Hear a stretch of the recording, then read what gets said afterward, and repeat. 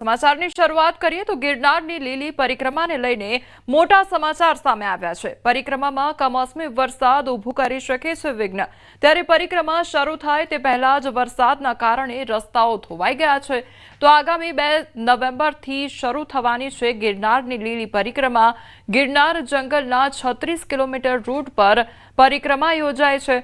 તો જંગલ વિસ્તારમાં પરિક્રમા રૂટ પર કાદવ કીચડ જોવા મળી રહ્યું છે અને वन विभाग द्वारा थोड़ा दिवस अगाऊ ज जंगल विस्तार में बनाववामां आव्या हता रस्ताओ। तो अन्य क्षेत्रों तमज उतारा मंडल माटे तंत्रनी अगत्यनी अपील सामे आवी छे। उतारा अने अन्य क्षेत्रना वाहनों न चाली शके तेवी स्थिति सर्जाई छे। भारे वाहनों जंगल में प्रवेश थाय तो फसावानी पण संभावना सेवाई रही छे। तंत्र द्वारा परिक्रमा ने लईने कोई सूचना आपवामां न आवे त्यां सुधी परिक्रमा रूट पर न आववा माटे अपील पण करवामां आवी छे। तो वृद्ध अने बाळकोए आ परिक्रमा करवानुं टाळवा वन विभागनी अपील सामे आवी छे। असुविधानो सामनो न करवो पड़े जेने लईने आ अपील करवामां आवी रही छे।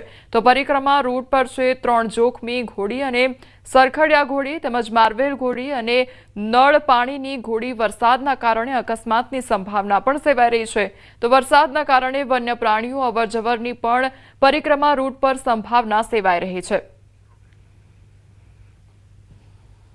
तूफान तथा बिन मौसम बरसात के कारण ये जो परिक्रमा रूट है ये थोड़ा डैमेज हो गया है। तो इस डैमेज के कारण इस रूट पर जो भारी वाहन हैं वो बिल्कुल भी नहीं आ जा पाएंगे कि अगर गए तो वो वहाँ पर उनके फंसने की संभावना रहेगी तथा वापस से उसको निकालना एक बहुत बड़ा चुनौती हो जाएगा। इसके लिए मैं सभी जो श्रद्धालु परिक्रमार्थी हैं उनसे अपील करूंगा कि एक बार के लिए वो जब तक प्रशासन की तरफ से उनको मैसेज ना मिले तब तक के लिए वो परिक्रमा के लिए प्रस्थान ना करें तथा खास करके जो बुजुर्ग तथा बच्चे अथवा कोई बीमार ऐसे परिक्रमार्थी हों वो इस परिक्रमा में आना टालें ताकि उनको किसी भी प्रकार की असुविधा का सामना न करना पड़े। गिरनारनी લીલી પરિક્રમા આગામી 2 નવેમ્બરથી વિધિવત શરૂ થવાની છે, પરંતુ તે પહેલા વરસાદ છે તે પરિક્રમામાં વિઘ્ન બને તેવી એક શક્યતાઓ છે। ખાસ કરીને કમોસમી વરસાદના કારણે જે રસ્તાઓ જંગલ રૂટમાં બનાવવામાં આવ્યા હતા જંગલ વિસ્તારમાં પરિક્રમા રૂટ પર તે રસ્તાઓને નુકસાન થયું છે અને ખાસ કરીને જે રસ્તાઓ છે તે બિસ્માર થયા છે। આ જે ગેટ છે આપ દ્રશ્યો જોઈ શકો છો તે परिक्रमाનો प्रवेशद्वार એટલે કે ઈટવા ગેટ છે અને તે પરિક્રમા દરમિયાન જ વન વિભાગ દ્વારા ખોલવામાં આવે છે। હાલ આ ગેટ પર તાળું જોવા મળી રહ્યું છે, કોઈને પણ હાલ અંદર પ્રવેશ આપવામાં નથી આવી રહ્યો કારણ કે જે વરસાદના કારણે જે રસ્તાઓ અંદર જંગલ વિસ્તારમાં બિસ્માર બન્યા છે ને જેના કારણે કોઈ પણ વાહનો ન ચાલે તેવી સ્થિતિનું નિર્માણ થયું છે। એટલે વન વિભાગ અને તંત્ર દ્વારા જે ઉતારા અને અનક્ષેત્રવાળા જે વહેલા આવતા હોય છે તેને પણ અપીલ કરવામાં આવી છે કે જ્યાં સુધી તંત્ર કોઈ સૂચન ન કરે ત્યાં સુધી પોતાનું માલ સામાન લઈને ન આવવું અને પરિક્રમાર્થીઓને પણ સલાહ આપવામાં આવી છે કે 2 નવેમ્બરથી વિધિવત પરિક્રમા શરૂ થવાની છે એટલે તંત્ર દ્વારા જ્યારે સૂચન કરે ત્યારબાદ જ પરિક્રમા કરવા આવવા માટેની અપીલ તંત્ર દ્વારા કરવામાં આવી છે। અમર બખાઈ ન્યૂઝ 18 ગુજરાતી જૂનાગઢ। સમાચારમાં આગળ વાત કરીશું માવઠાથી સર્જાયેલ નુકસાન વિશે।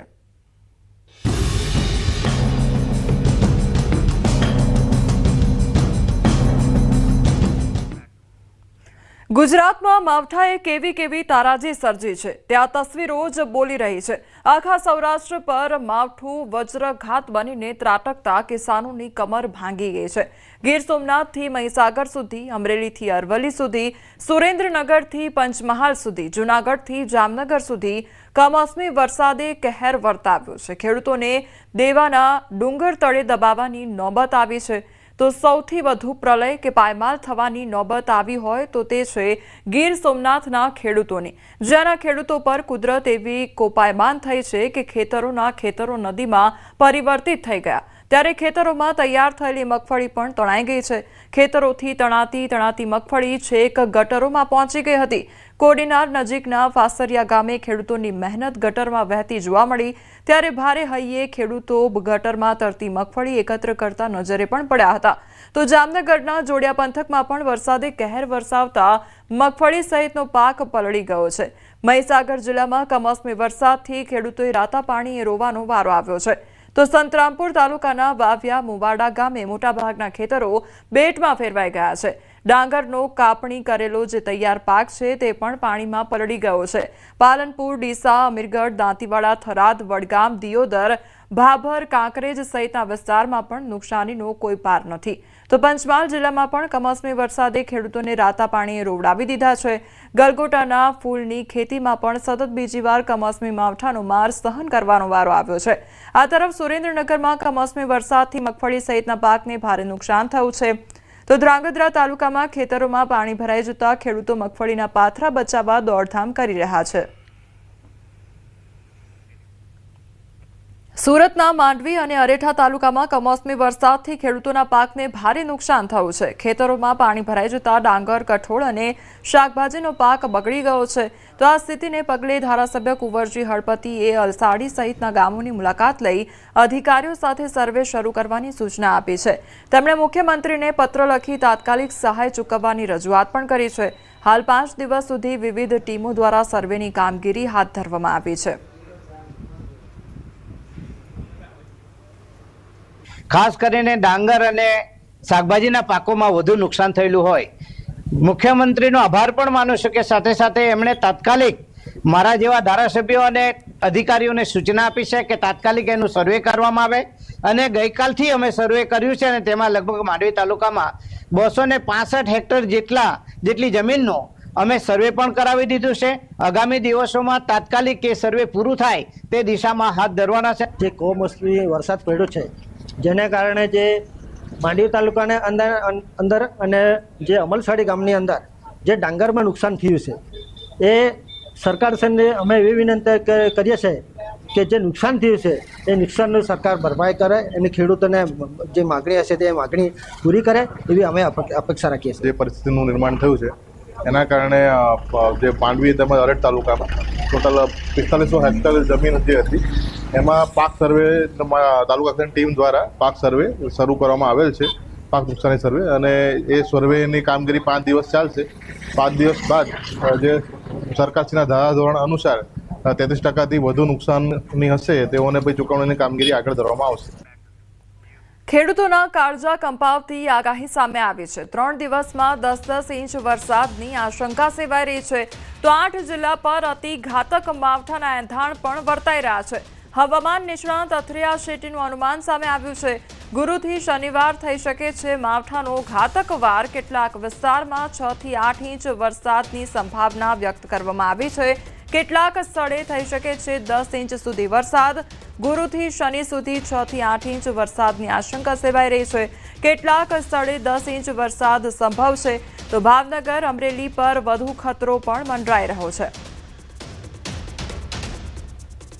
कुल मिला के अगर हम देखेंगे कल से पकड़ के शनिवार तक तो लगभग और 150 से 200 मिलीमीटर यानी कि 6 से 8 या कुछ जगहों पे 10 इंच की भी बारिश देखने मिल सकती है, लेकिन ये कुल मिलाकर होगी 48 घंटे में।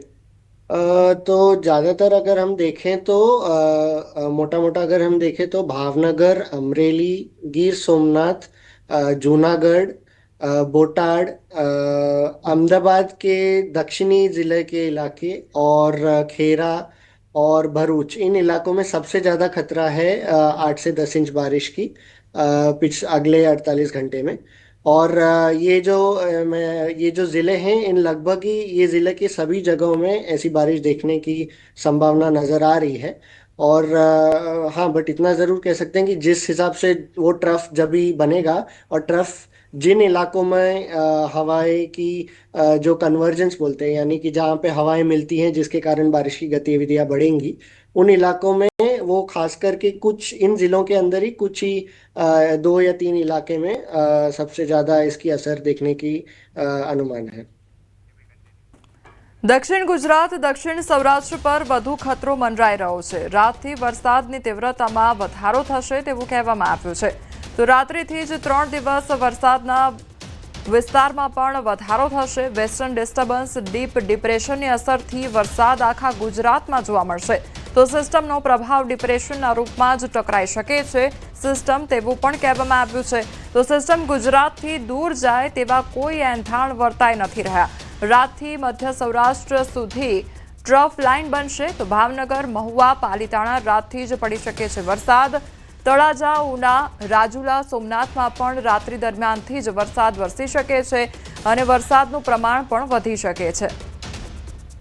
आज रात से ये सिस्टम से मध्य सौराष्ट्र तक एक ट्रफ रेखा बनने वाली है और ये जब ट्रफ रेखा बनेगी तो बारिश में बढ़ोतरी आएगी और ये बारिश को बढ़ाने में मदद करेगी, खास करके दक्षिण सौराष्ट्र के इलाके में. इसलिए हम देखेंगे कि कल से भावनगर, पलीटाना, महुआ, तलाजा और दक्षिण भावनगर के इलाके और फिर गिर सोमनाथ या उसके आसपास के इलाके जैसे ऊना हो, रजूला हो और उससे सटे फिर वेरावल के आसपास, मंगरोल के आसपास, इन इलाकों में धीरे धीरे बारिश बढ़ने लगेगी आज रात से.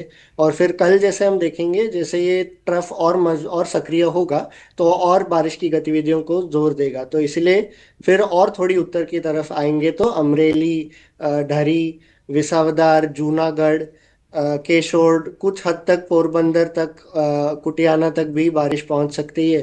और फिर उसके बाद में और ऊपर आएंगे जैसे धीरे धीरे तो गधड़ा, बोटाड, बनगढ़, इन इलाकों तक भी बारिश पहुंचेगी. और इसके साथ साथ में सूरत, नवसारी और कोसंबा, दहेज, भरूच, इन इलाकों में भी धीरे धीरे बारिश कल से बढ़ने लगेगी. દેવભૂમિ દ્વારકાના ખંભાળિયા પાસે આવેલો ઘી ડેમ ફરી એકવાર છલકાયો છે. ત્યારે કમોસમી વરસાદના કારણે ઘી ડેમ ઓવરફ્લો થયો છે. ખંભાળિયા શહેર તેમજ આસપાસના ગ્રામ્ય વિસ્તારને પાણી પૂરું પાડતો આ ડેમ ઓવરફ્લો થયો છે. ઘી ડેમ છલકાતા આસપાસના 8 થી 10 ગામોને સિંચાઈનું પાણી મળી રહેશે. તો ઉપરવાસમાં કમોસમી વરસાદના કારણે ખેડૂતોના મગફળી, કપાસ સહિતના પાકને વ્યાપક પ્રમાણમાં નુકસાન પણ સર્જાઈ શકે છે.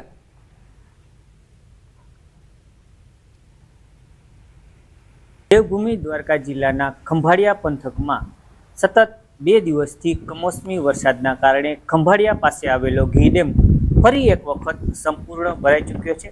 આપ દ્રશ્યોમાં જોઈ શકો છો, ખંભાળિયા પાસે આવેલો આ ઘી ડેમ હાલ સંપૂર્ણ ભરાઈ ચૂક્યો છે. ખંભાળિયા શહેર તેમજ આસપાસના ગ્રામ્ય વિસ્તારને પાણી પૂરું પાડતો આ ડેમ સંપૂર્ણ ભરાઈ ચૂક્યો છે. હાલ કમોસમી વરસાદના કારણે જે આ ડેમ છે તે સંપૂર્ણ ભરાઈ ચૂક્યો છે. ખંભાળિયા શહેરની ઉપરવાસમાં જે આવેલા ગ્રામ્ય વિસ્તારમાં કમોસમી વરસાદ પડવાથી ખંભાળિયાનો ઘી ડેમ સંપૂર્ણ ભરાઈ ચૂક્યો છે. વાત કરીએ તો હાલ કમોસમી વરસાદના કારણે ખેડૂતોનો મગફળી, કપાસ સહિતનો પાકમાં વ્યાપક પ્રમાણમાં નુકસાન પહોંચાડ્યું છે. પરંતુ ખંભાળિયા પાસે આવેલો ઘી ડેમ ફરી એક વખત સંપૂર્ણ ભરાઈ જતા આસપાસના 8 થી 10 ગામના ખેડૂતોને સિંચાઈનું પાણી મળી રહેશે.